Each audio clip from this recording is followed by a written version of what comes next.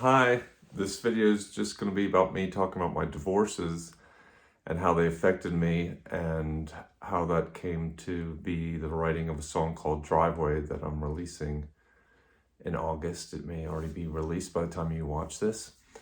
I was married, my first marriage was very early. I was 20 when I got married, 19 when I met my wife to be, and that lasted till I was 27, and we had two kids, and it was quite crazy marriage. It never really went well, as you might expect getting married that young. Um, there was addiction involved in that, uh, with my ex as well as my second wife as well. So I'm not laying blame here on addiction or anything. Addiction really is trauma that's you're trying to hold down trauma and not feel trauma by using drugs and alcohol. My vice or whatever was having relationships with people and having to worry about people to not work on myself and my trauma. So I am not saying I am, even though I'm not an addict, I have my own set of problems, and that's why I would be with people who are having their problems. And this is the way it works: is like attracts like.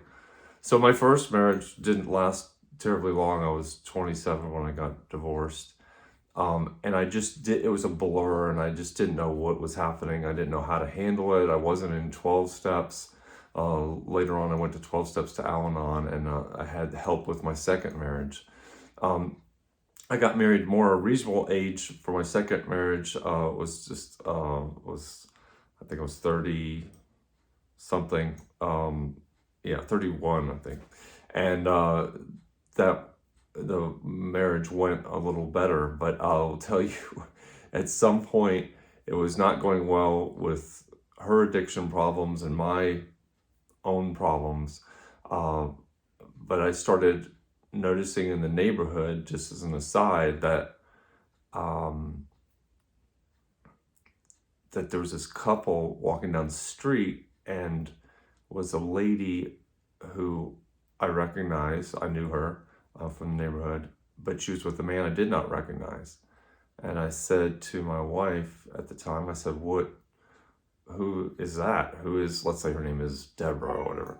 Who is Deborah walking with? And she said, oh, they've separated. That's Deborah's boyfriend. And for some reason, I guess part of me knew what was going to go on in the future. I started writing the song Driveway, which ended up being about my own divorce. But at first, it was just about divorce. At the beginning of the song, it says, the neighborhood is growing thin. Dads move out, boyfriends move in. And south of town, the apartments fill with weekend fathers and tears at will. And because I was just imagining this what I'm watching just in this couple walking down the street is thinning out the neighborhood of dads who care about their children. This is just my point of view, okay? It may not have been, later on I became a boyfriend who's walking down the neighborhood with someone. So it's just a point of view. And so I wrote the first verse of the song back then, and I remember playing it for my soon-to-be ex, and she was like, well, who's that about? Like, she was kind of like not so happy about the song, like wondering what it was about. um so then fast forward a little bit, I end up getting divorced, and with a separation. It was really difficult because we actually separated from each other in the same house. I had to live in the house until the house was sold. It ended up being horrible. The house ended up being foreclosed. We both lived in apartments very near the house and only like a minute from each other. So that was good. At least I got to see my son. But man, what a difference that made. I didn't know the impact that would have on me. I mean, you're just in it, and you just like living through it every day and trying to survive the divorce. And I was having trouble making money. I didn't have a job. I was working self-employed. Of course, I wasn't doing a good job of being self-employed. I was depressed. Um, I realized, even though it was just a mile from my house, it was like a whole nother world, because at my house, when I was living in my house, I was a father who owned a house, who was married, you know, and we had a child. I didn't mention that we had my second wife and I had a child, and at the time he was 8. So I had 2 older children that lived with their mom at the time, and our son lived with us. So it was really tough. That my whole identity was this guy who lived in this neighborhood in Atlanta and had a kid and a wife. And then all of a sudden it's like, I don't have a house, I don't have a wife, and I have a kid, but I only see him a couple times a week versus every single day. And we were really close. And I got this picture of him. This is when we were in a band together. He was actually in the band called Kitty Wolf, and the photographer took these while my ex was getting her hair ready. We got some alone time with just the 2 of us, and that's my favorite photo ever, because that kind of shows him messing with me. He was always messing with me and still does. So also the story is good at the end. I'm very happy now. I'm in a relationship, and she has a son around my son's age, and her name's Janet, and we get along wonderfully, and everything's good now. So I'm coming at this from feeling good about myself, but I remember how depressed I was. I did get suicidal. I started I started thinking about killing myself, and that's hard to say, but I did, and I chose a date, and it was Christmas morning, because it was going to be the first Christmas I was not going to have him that Christmas. Now I did not, I knew I wasn't going to go through with it, but I had crossed a threshold, and that I knew I'd cross when I started planning it, and it sounded like a good idea to part of me, because never did it ever sound like a good idea before. And that really scared the hell out of me. I wrote an article about it, actually, that got published online, and it's called, I forget, suicide seduction or something like that. It was seductive. It almost had like a sexual thing to it. There's something, it was really gross. And I felt like if there was a devil, I knew the devil then. Like, I knew what it was about.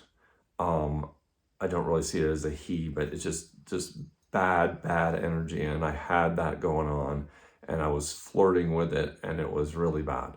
So I took, I would say, immediate steps. It wasn't immediate. I think maybe I was suicidal for a couple of weeks, maybe, and it was around Thanksgiving, and I took action and told my sponsor.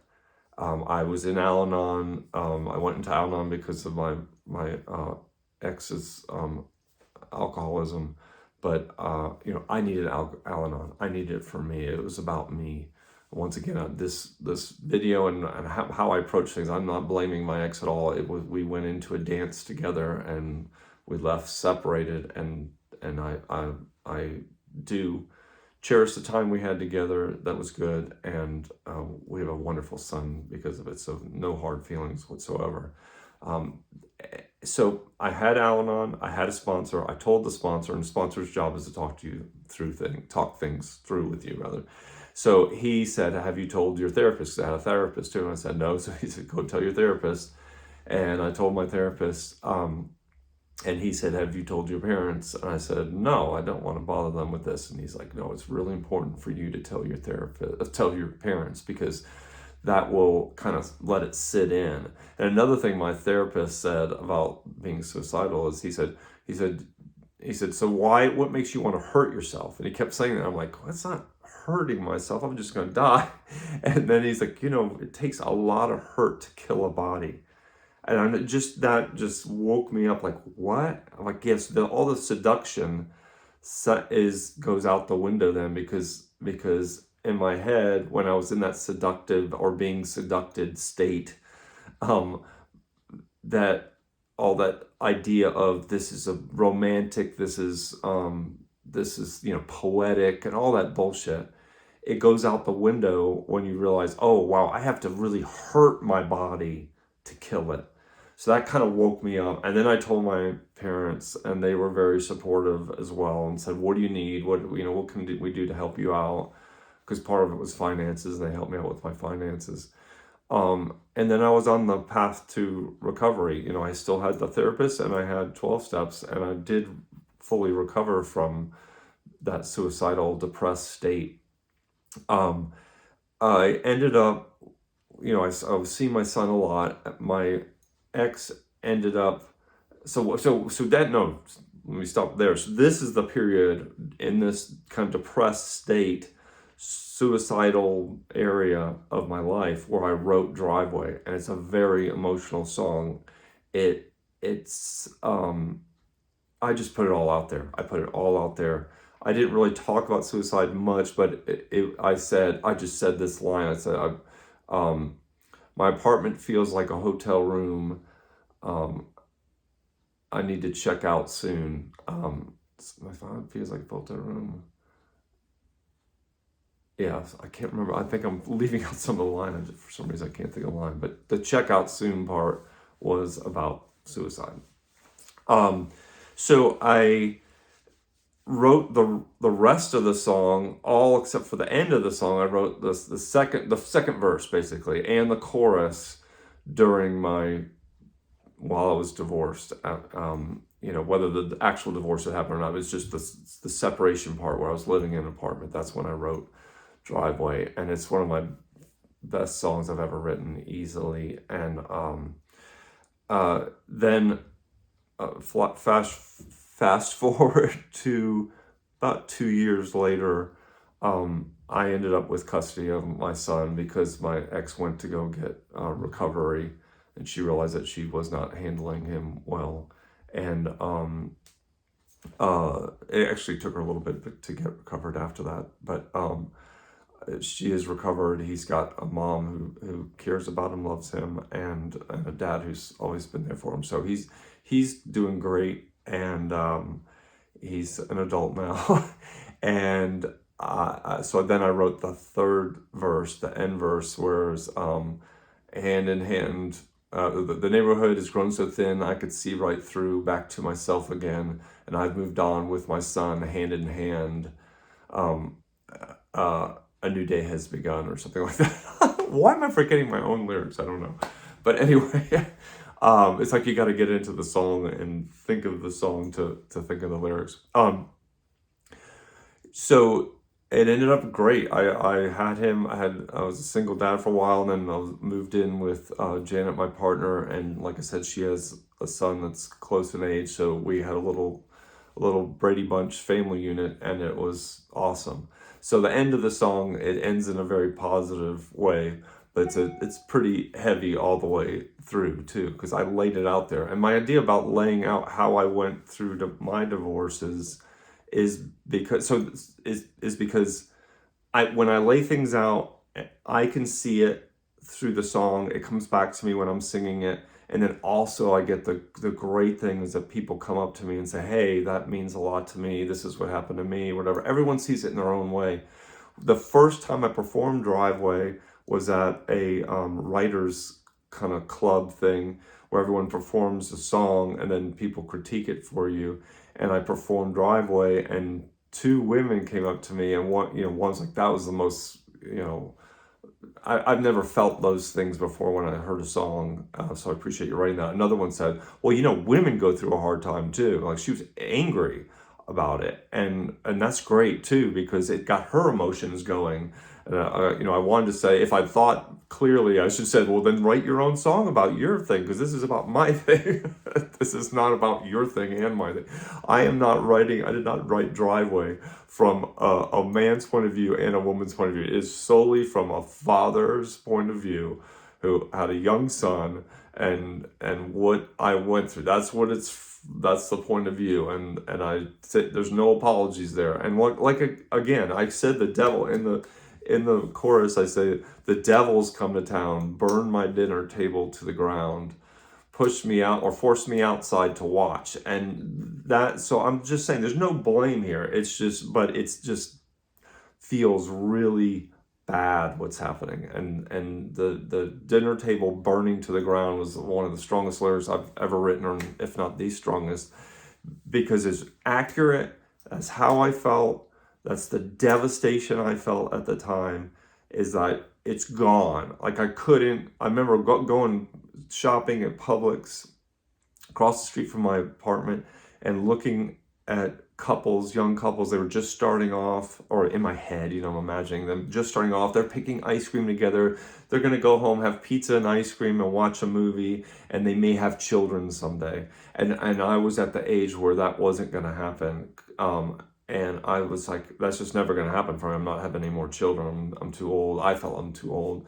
And I don't want to have more children, and that's gone. So my little bubble of a family and a house, it's gone. It's done. And that's the dinner table burned to the ground. That's where that analogy comes from. Yeah, so I also wanted to mention that my first divorce, my ex took off to, we were living in Atlanta. She took off to Kentucky with the kids at some point, and I couldn't see them. She didn't tell me where she went. She wouldn't tell me. And then when she finally did allow me to see them, that's like a 5.5 hour drive from Atlanta. So to go see them and come back, it's 10 hours. That's basically a day. And so I would have to go, when she finally did let me see them, I'd have to go meet at a McDonald's, take them out somewhere and bring them back, or I'd meet at McDonald's, bring them down to stay at my house for a while, and then drink them. It was really hard. I saw so little of them during that period. So at the beginning, where I say knock knock, no one's home, Saturday, time to get the kids, knock knock, no one's home, and no one wins. That's where I did have that experience. I didn't really actually knock on the door for those kids, but I called and didn't get a response, or and it was basically just did not get to visit my kids, and that was really, really, really tough. I also had an experience too with those older kids. I got custody of them because their mother also went. This is while I was married to my second wife. My first wife went into recovery, and I got custody of the kids. So my second wife and I had custody of the kids for about a 7-year period. And when the youngest one turned 14, he decided he wanted to live with his mom, so did his older sister. Because in Georgia, 14-year-olds, or then, I don't know if it's still the case, but they could decide where they lived. And so they decided to go live with their mom. So I went through that too, of my kids who I'd, rescued, so to speak, had them for 7 years. And then they decided they wanted to live with their mom, who's still dealing with addiction. So that was very tough too. So I've been through a lot with divorce and children. But like I said, it's great now. I'm older. I'm in my 50s now. I'm very happy. I have talked to all 3 of my children every day, either via text or phone, sometimes FaceTime. I enjoy it so much. I also have a granddaughter from my daughter, and another granddaughter on the way. So I'm a very happy person.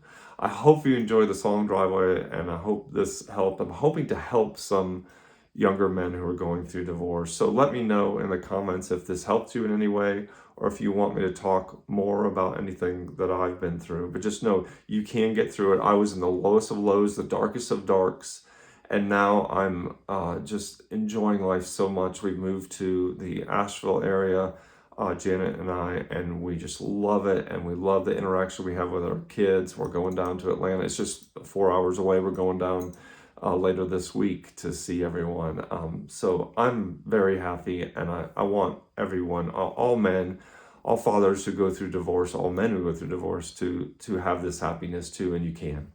Thank you.